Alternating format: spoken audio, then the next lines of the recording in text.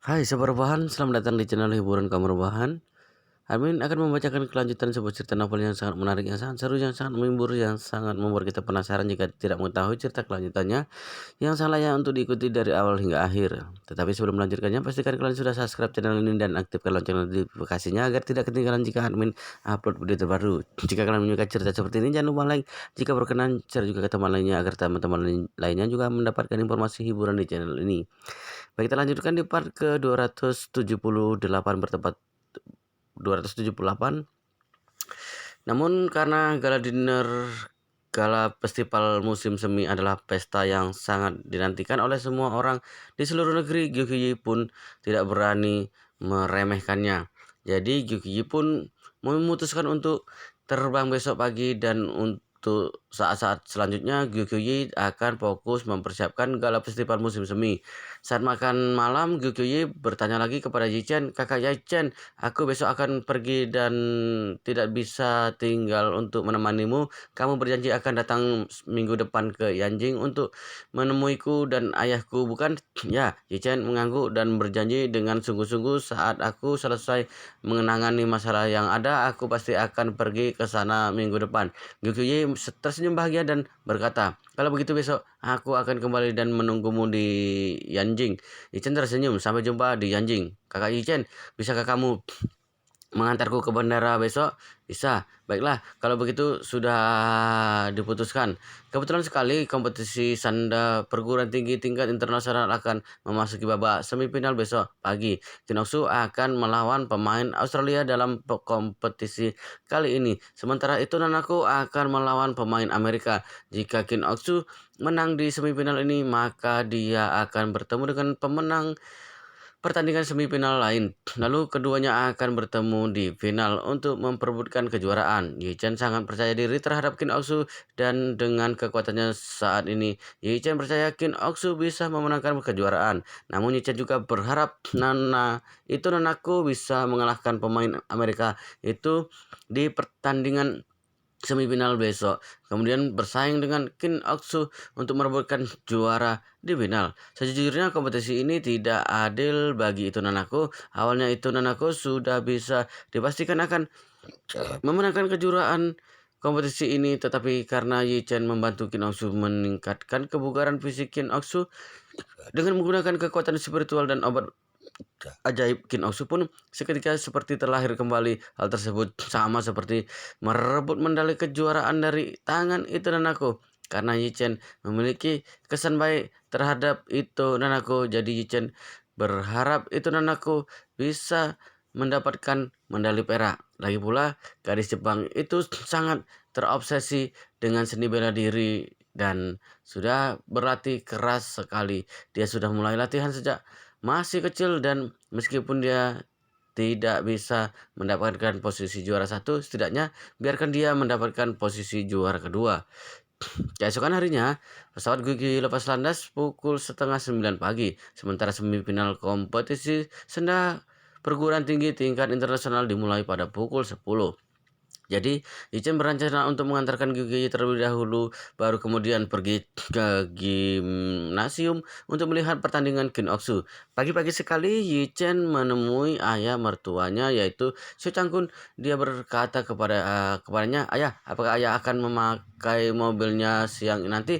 Jika tidak dipakai, bolehkah aku meminjamnya? Aku ada urusan pagi sampai siang nanti."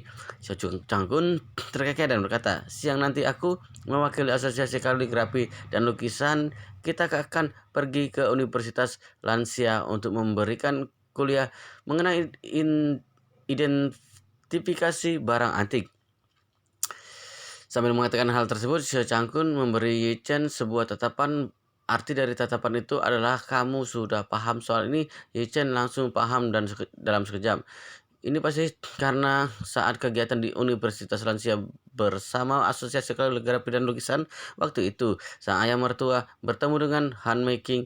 Kebetulan sekali ibu mertuanya tidak mencurigai sang ayah mertua. Itu sebabnya ayah mertua Ye Chen ingin menggunakan kesempatan ini untuk lebih banyak berhubungan dengan Han Making. Kepergian ke Universitas Lansia untuk memberi kuliah tanpa dikatakan, Ye Chen pun sudah bisa menebak si Cangkun pasti ingin menemui Han Making. Tidak lama kemudian Malan turun dari lantai atas mendengar hal ini membuatnya merespon dengan jijik. Seharian berkutat dengan asosiasi kaligrafi dan lukisan. Apa gunanya? Si Cangkun berkata marah, "Kamu mengerti apa? Aku sekarang adalah direktur eksekutif dari Asosiasi Kaligrafi dan Lukisan. Ketua P juga sudah bilang, nanti saat ada pergantian struktur organisasi di Asosiasi Kaligrafi dan Lukisan, dia akan merekomendasikanku sebagai wakil ketua. Tiba saatnya nanti aku akan menjadi tokoh nomor satu dalam dunia literasi kuno di Jinling." Malan menengus dengan dingin. Jangan mengurusi hal tidak berguna. Menghasilkan uang itu baru hal penting. Sebelum kamu bergabung dengan asosiasi kaligrafi dan lukisan, kamu masih bisa menghasilkan uang dengan menjual barang antik. Tapi kenapa setelah masuk ke sana aku tidak pernah mendengarmu menjual barang antik dan menghasilkan uang? Jangan-jangan kamu menyembunyikan uang dariku. Secangkun berkata marah. Malan, kamu jangan lupa sekarang kita sudah pisah ranjang. Dan setelah kamu kehilangan uang waktu itu, kita berdua tidak sepakat bahwa keuangan di keluarga ini akan kuurus.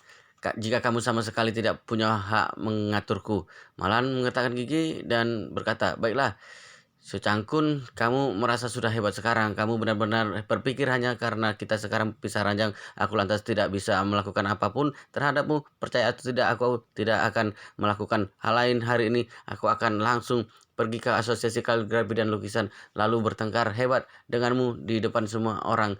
Aku ingin lihat apakah kamu masih punya muka untuk terus bergabung dengan asosiasi kaligrafi dan lukisan.